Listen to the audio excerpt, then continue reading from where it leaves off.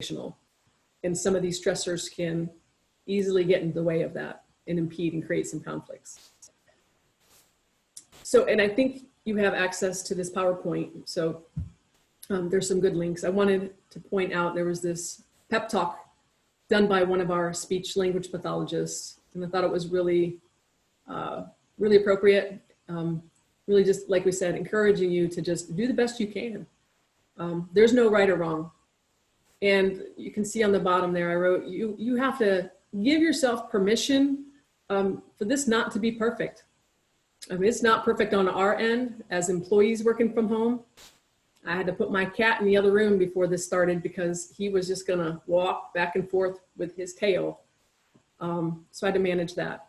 There's so many things that I have to adjust to in a given day. And take one breath at a time, right? We're all doing that, right? So it's okay. The other thing I wanted to point out is if you click on these links, or if you have the QR code that you can use your phone, you can access these documents that have very detailed, specific activities for different areas of academic areas and functional areas. So I won't go into that right now. And the other thing is, as we're talking, you all may be representing your parents of children from preschool all the way up to high school. And the people who know your child best, obviously, will be your children's teachers and service providers. So the one thing I would say is if you haven't had a chance to connect with them, or if they haven't connected with you, that's really critical, because those are the folks who are going to be able to tailor activities that are really unique to your child's needs and help you with designing that in-home learning. And then just two more quick ones. We have a couple YouTube channels that have been designed by some of our folks that have some really great videos if you have access, and check them out. You can use them with your children, just great learning activities, along with tons of other stuff that's on the web that's accessible for parents. But these are from our own folks in Durham Public Schools. And then finally, the DPS webpage for parents has tons of information. And I've heard different feedback from folks as far as accessibility and usability, but if you take the time to go ahead and look through it, it's got from preschool all the way through high school courses and for special education, advanced academics, connections to additional resources you could use in the home for your children. Okay, so again, keep in mind, flexibility, there's no right answer. So what we'd like to do is start going through our material, jot down questions as you have them, or put them in the chat, and we will definitely make sure we save time at the end to answer any questions that you guys have. So without further ado, I'm going to turn it over. I'm going to take it off of the PowerPoint. You can follow along separately if you have that. We want to see your faces. I'm going to turn it over to Denise Nelson, who is our lead teacher of the deaf, hard of hearing, to start talking about some strategies. Good afternoon. I'm Denise Nelson, lead for Deaf and Hard of Hearing Services, and I really appreciate the opportunity to talk with all of you today. The things I'm going to talk about don't apply just to students with hearing loss, but to students in general. So first of all, I want to reiterate something that Kristen Bell said earlier, and that is, the primary focus that you as a parent has. And that is that you're going to continue to keep your child fed, housed, clothed, safe, healthy, and loved. And there may be days that that's your focus entirely, and that's okay. Those are the primary responsibilities that we all have in working with our own children. And we, emphasize that comes first. Those primary needs have to be attended to first before we look at other things related to their learning. However, moving beyond that, there are some things that you can do that incorporate learning throughout the child's day and where you can help that child grow and learn. First of all, connected to that is providing structure and routine. And Dr. Bell already referred to that briefly at the beginning. we're changing, or we have changed from a situation where that structure and routine was provided by the school setting and the other things that were structured and scheduled into your life. And now with this closure situation, those structures have disappeared. But we can set up our own structures for each day that help the children have some continuity and have some predictability in their daily lives. So that will also improve their behavior and reduce any kind of anxiety or stress in the home if we have some kind of routine, same thing happening from day to day. So some suggestions that we have related to that is, one is providing your children with a daily visual schedule. We have in the presentation that you have shared, or that we have shared with you, it has some links for some examples of daily schedules. And I believe that should be showing up on your screen right now. So some different possibilities of how you can set up a schedule in the home setting that gives some routine, it gives some continuity from day to day for what you're going to be doing at home. And you can review some of those examples on your own after the presentation. Then also, beyond that schedule, just incorporating learning into the daily tasks that you do at home, just on a routine basis. Learning can be part of washing dishes and doing the laundry and vacuuming the living room or changing the oil in your car. All those things can be learning experiences for your children, both learning the vocabulary of those situations, the steps that you go through as you do that particular task, and even, you know, math kinds of activities that are part of those daily routines. We'll talk more about those kinds of things later, but just be thinking in your mind how you can make your daily life a learning experience for your children. And I know a lot of you are doing that already and may not even think of it as learning experiences, but all those things you do every day can be learning experiences for your children. All the vocabulary that you can introduce related to the things that you're doing will help them learn. Also connected with that structure and routine can be giving your children checklists for things that they need to do during the course of the day. I know that for myself as an adult, I like checklists where I can give myself a list of things to do and I can check them off as they're done. And that gives me a sense of completion and a sense of success. And I think that for your children, it can be the same kind of thing.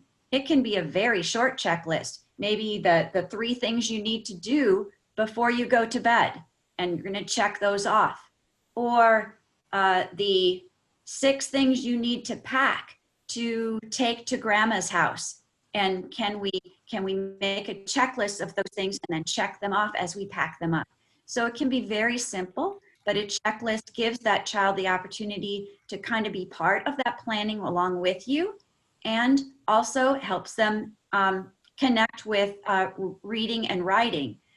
So it gives you that opportunity to reinforce those things while not really taking time out of your day to do that.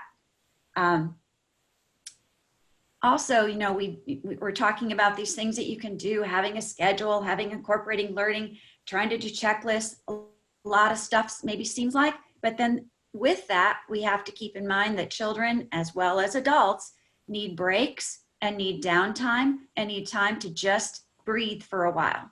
And that's perfectly okay. There's a lot of stress during this time. A lot of things to keep in mind can be overwhelming for adults, and it can be overwhelming for children. So giving your children breaks, giving them time where nothing is expected of them is a positive thing. We all need those kinds of times during our day.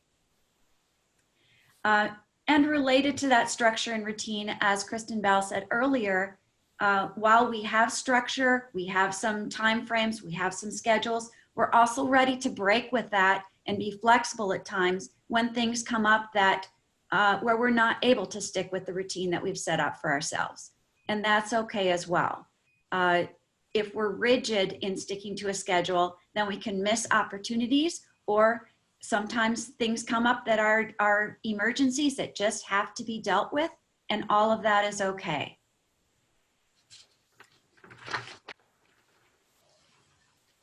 Oops. When you do have some structured times during your day that you are focusing on learning for your children, there are, and I guess we're showing again some examples of different sorts of visual schedules or checklists that you can have with your children to help them have some routine in their day.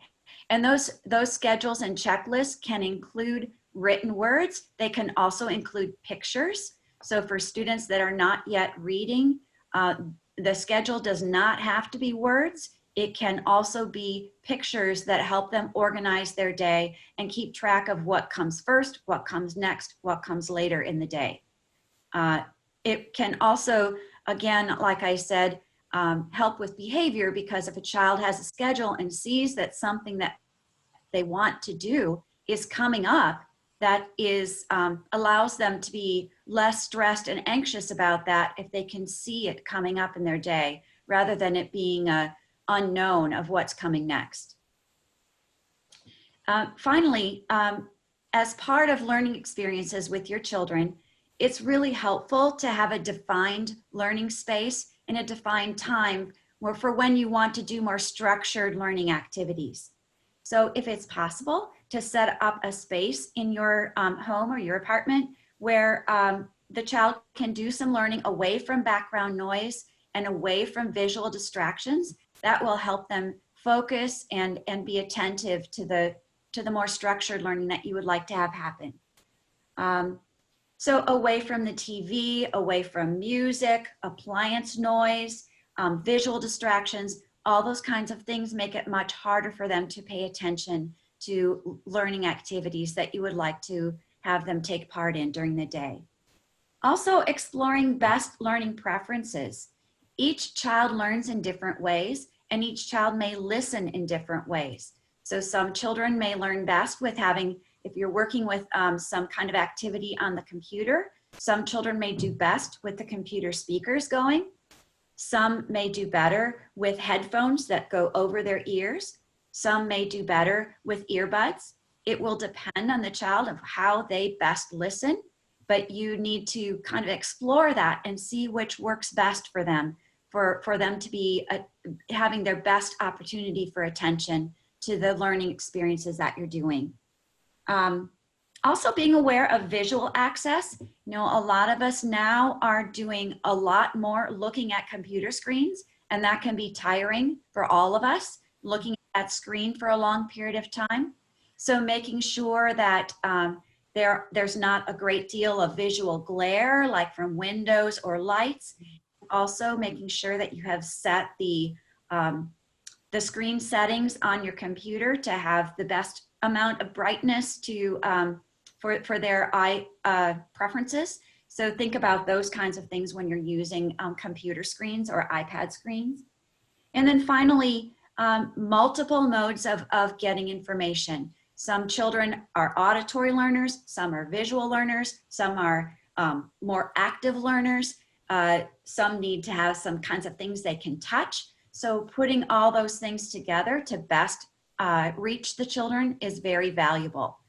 Also, if you're working with some things on a computer screen, maybe you have a teacher at school and they're on the computer screen and you're looking at that with your child, and maybe the teacher is working on, for example, some kind of money activity. If you can have manipulatives in place that the child can look at and use at the same time they're looking at the computer screen, that's really helpful to have them have that direct contact with a manipulative at the same time they're looking at a visual image. So if you have some prior knowledge ahead of time of what the lesson is going to be on the screen so that you can have some manipulatives ready for your child, that will help them better participate and understand the lesson that's happening with them. It also is helpful if you and I know this is hard in everyone's day to incorporate everything in, but if you can sit with your child when they're doing learning experiences with the teachers from school to kind of get them to help with getting them focused, with help with getting them attuned to what they need to do and how they need to interact in the learning experience, that will help for a more high quality learning experience for them.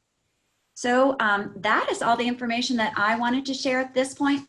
One more thing I did want to mention, as a teacher of the deaf and hard of hearing, if you have students that have any kind of listening device, hearing aids, FM systems, cochlear implants, if you can have direct audio, like a direct patch cord to input into the laptop or any device that you're using, they will have better opportunities to listen in that kind of situation. And I think I'm passing it on now to Krista Saunders to continue in the presentation. Thank you, Denise. I'm going to talk a little bit about supporting students' social emotional growth while also minimizing those problem behaviors while you're at home all day, which I know is a long day. I have a 5-year-old and I'm still trying to work 10 or 12 hours a day, so I get that. So when everything I'm about to talk about, I do literally every single day. Denise talked a lot about structure and routines. I can't stress that enough. I noticed there were some questions in the chat about how much is too much and what if my child gets tired and do I do this all day? You can do learning all day without actually sitting down and doing learning. So when we talk about learning, you don't have to be sitting, doing a worksheet or a specific activity throughout the day. You can schedule in opportunities for breaks. So even if I have things like a playtime on my schedule, that's an opportunity for my child to be learning. They're learning to use imaginative play, be creative, be independent in their activities.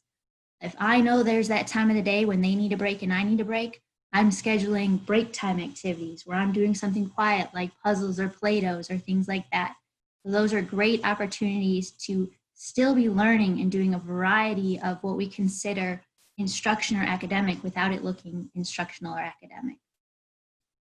Some things that you do want to also, it's helpful if you can schedule, is just some quiet time with your child, some time to connect with them, whether it's a 10-minute game of Uno or reading a book for 5 minutes or sitting down and having a conversation, just how they're feeling today and talking about that.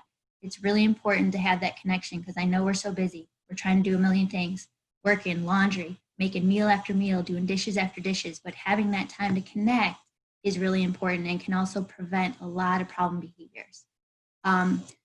Providing some choice within the structure. So even though the day may be structured, there might be choice within that of different activities that they can do at different times of the day.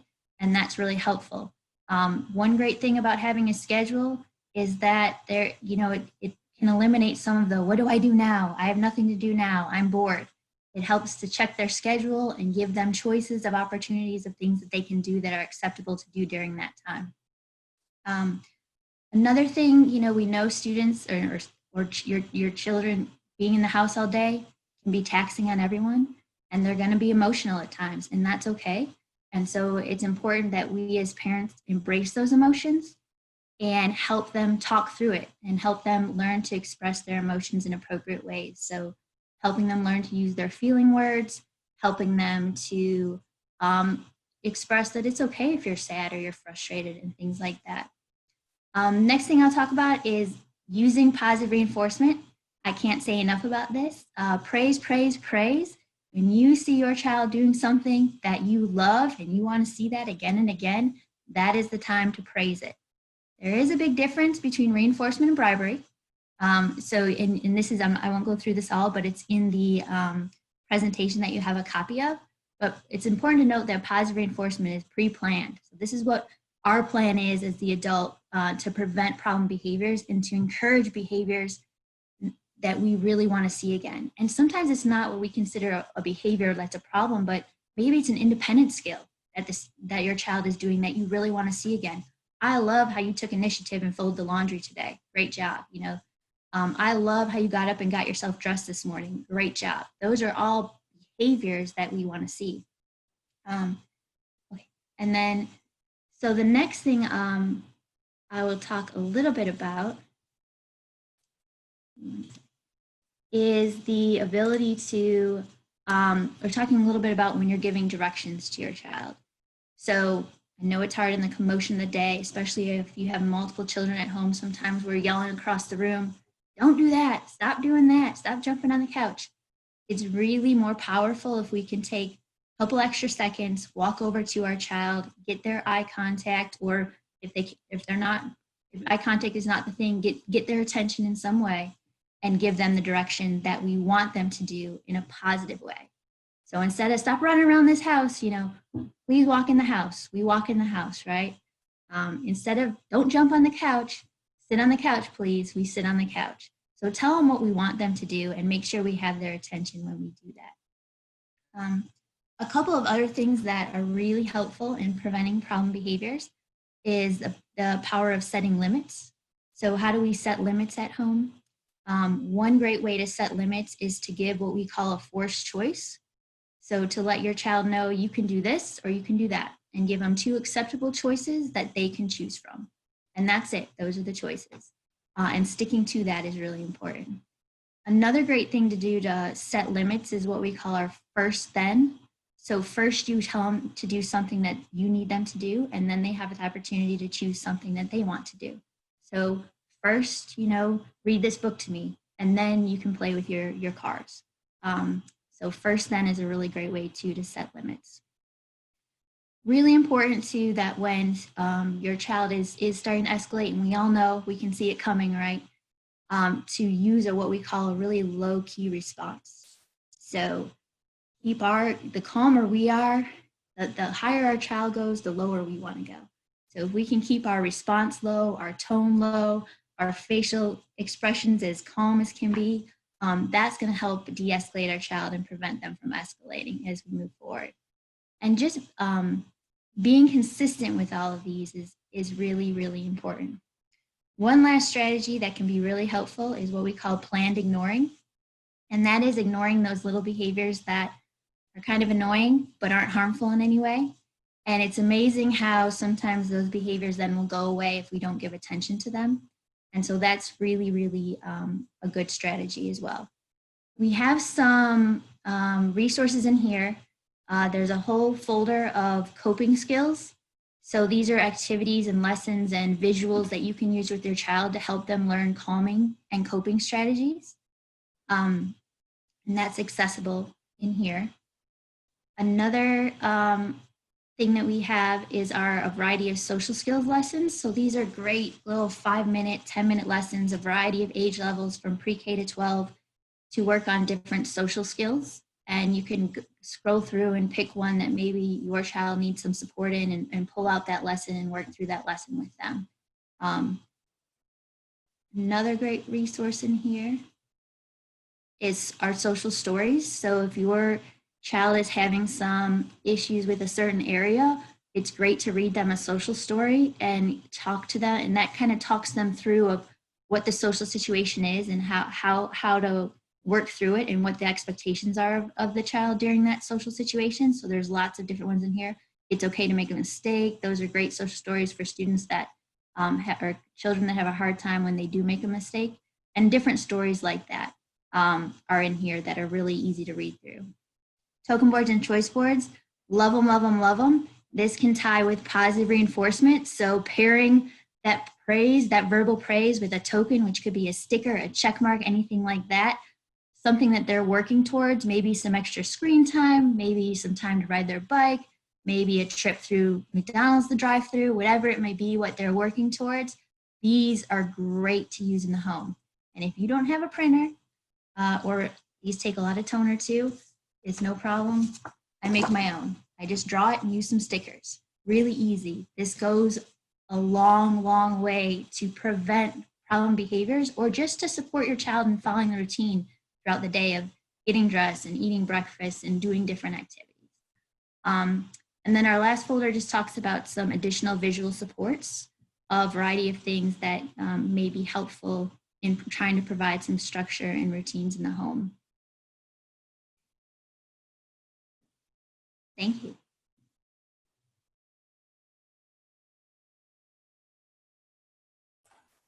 Good afternoon. I'm Stacy Burns, and I am going to talk a little bit about how we can support reading in the home as well.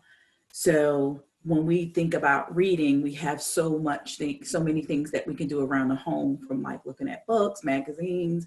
But when we're thinking about cooking, right, and we look at a recipe, having your child read the recipe to you, putting in the ingredients in alphabetical order, looking at two separate recipes and doing like comparing and contrasting, where you're looking at what's similar about this recipe, what's different about this recipe.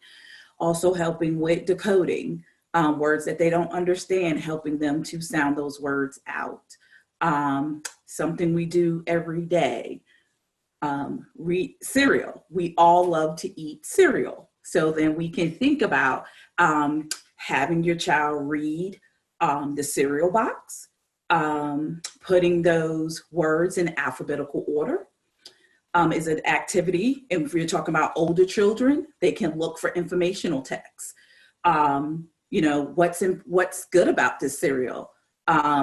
What do we like about the cereal? But also when we think about just exploring and digging deeper, we can talk about ways that if I had to sell this cereal box to someone, how can I persuade you to buy me the Fruity Pebbles at the store?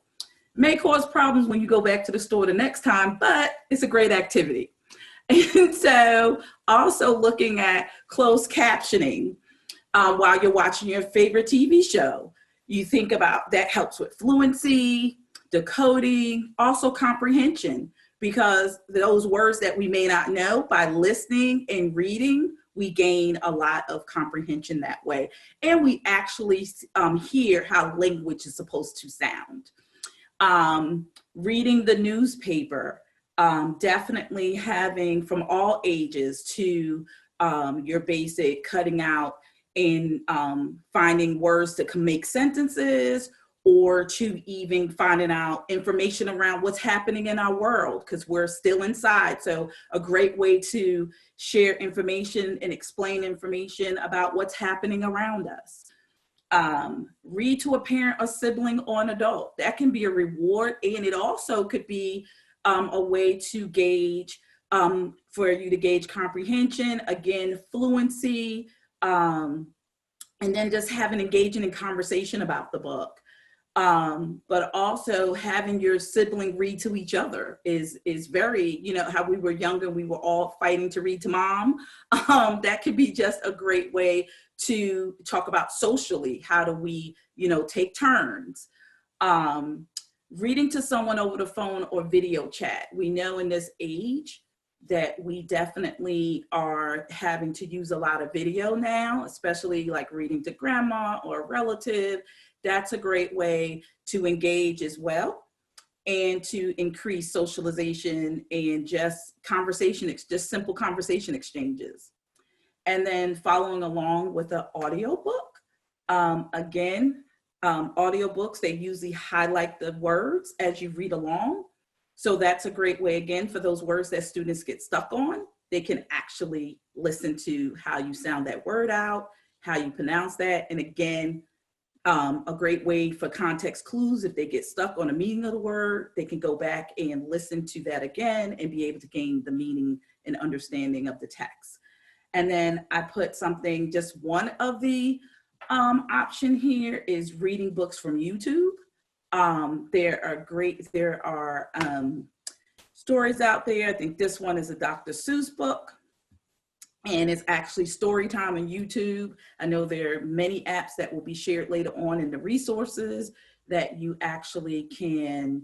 This one is going to play I think that's the advertisement, but after the advertisement, it plays the book, and kids get a kick out of that. My granddaughter loves reading the books through YouTube. So I'm going to turn it over to Wendy to do written expression. Thanks, Stacy. I'm Wendy Vavrusek, and I am the EC director with elementary schools in Durham. I don't know if Stacy said it, but Stacy has secondary. So Stacy and I are kind of tied at the hip with our continuum. I'm going to talk to you a little bit about writing. Writing is often one of those painful tasks that your children will refuse to want to do. And some feel like technology has been more of their friend because they can type. And for some students, it is necessary as an adapted process for their needs. But I think there's lots of ways, especially right now, to have children engaging in writing activities that don't have to feel like school. So in the slide, there are definitely a variety of things, and some of them seem more school traditional. Like if I'm going to write a story, I can brainstorm, and children will start with a bubble map with their main idea in the center, and then can write ideas off from that. They can also just practice seeing a story and write it. And in young children, they can draw a picture about it first, and then they can tell you about it, and you can write it for them if they don't have the skills to write. But then them seeing you write those words, again, is helping to reinforce some of the writing skills. They could also, as Stacy was alluding to, as they're listening to a story, they could write the story, they could write about the story afterwards in a summary way. They could just kind of tell you the story about what it was that they heard. And then as far as children where writing is a challenge for them, they could dictate a story into computers. Some of our computers have, dictation abilities and can record it. So there's lots of ways to do that. Some of the other ways that I was thinking about is, one of the things that we don't see much these days, and it's not on this slide, but there is a lost art of letter writing. And what a great time to write a letter to a grandparent or an aunt or a cousin or their teacher. You might also, if your child has a playmate or somebody they haven't seen, maybe connecting through their teacher too, to have a pen pal. Many times children will engage in an activity like that and not see it as writing. But that is a great way for them to continue to practice those fine motor skills. There are some other options where, as you get into kind of older elementary or perhaps even middle school for some of our kids, we've kind of lost, I think there's a lost sense of what are the basic things of nouns, verbs, adjectives. So there's definitely lots of opportunities. The internet can help with them in terms of just making columns of what are nouns, what are adjectives, what are verbs. And then one of the things that I think would be really fun is Stacy was referring to reading a recipe. Your children have a favorite snack or a favorite food that they like you to make, or that they want to make. Have them write down the steps of the way they would make, for example, a peanut butter and jelly sandwich. Have them write down exactly what steps they have to do. Have them actually make it exactly how they wrote it and see how it turns out. I suspect that they may find that they realize they forgot a step, or they didn't talk about, actually, they might say, put on the peanut butter, but they don't describe how to put on the peanut butter. So I would advise that they go through those kinds of steps in a fun way, make it, and then go back to what they wrote down in their steps and correct in a written way so that they can make it as a future and maybe the way it was supposed to go. I did include, Dr. Bell, I think you were sharing the screen. If you can just click on the example links for me on the bottom of that slide. Again, this was, punctuation is another difficult and challenging situation for kids. And so I just created a couple of examples available on the internet for, helping to maybe work through and I wouldn't belabor the conversation, but having a conversation with them about what we use punctuation marks for and what they're meant for different types of things. So there's a couple of different basic websites that, again, this would be something for older latter elementary, middle school, high school students where this is still a challenge for them. But another source to actually kind of brush up on some of those skills that may not be quite perfected. All right, and with that, I will hand it on to my next. Who's my next? It's me. All right. I'm going to really do an abbreviated because we are way off of our schedule because we have so much content that we wanted to share with you guys. So just conceptually with math, if you think around your house of, again, with recipes, fractions that are involved, teaspoons, tablespoons, how you can do conversions. I'm saying that I don't cook, but maybe someone else has had experience with that. I'll go buy it. Meal planning and arrangements. You sit down at the table for dinner, meals, how you set the table and plan for people and need the right amount of utensils, proportioning that out. If you're brave enough to go to the grocery store and don't have someone doing your shopping for you, there's so many opportunities there in terms of pricing of items and purchasing and paying and change and money. And weighing items, all those things that come at the grocery store, looking at ingredients and quantities. And you can even do that online, right? Whether you can go physically in the store or look online. The calendar, just the calendar alone has so many opportunities of just, if you're working on the months, days of the year, looking at time passage, planning ahead, looking at how many days or months it will be for something coming up and doing some math there. I like this one, creation of scale maps. Of course, you got to have some mathematical skills too as a parent, right, to help your child with some of these things, but creating a scaled map of, say, their bedroom and teaching them how to do that and converting, inches to how many feet that would be. That could be a fun project. Folding napkins, folding things within the house in different shapes, then you're building in geometry, right?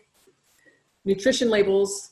I honestly never really understood those, but if someone has a good sense of that, there's probably some mathematical opportunity there. Statistics, probability and graphing.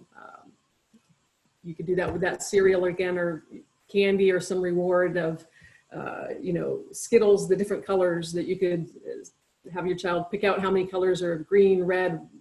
I haven't had Skittles in about 5 years, so I forgot all the colors.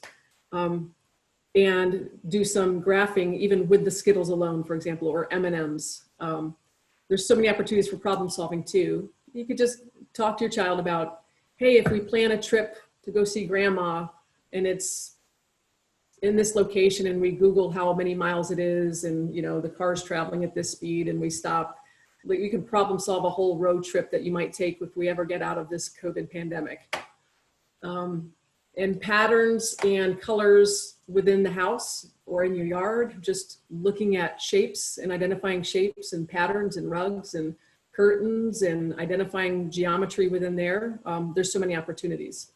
So with that being said, I will turn it over to Ms. Champion, who will talk about occupational therapy supports within the home, sensory and occupational therapy.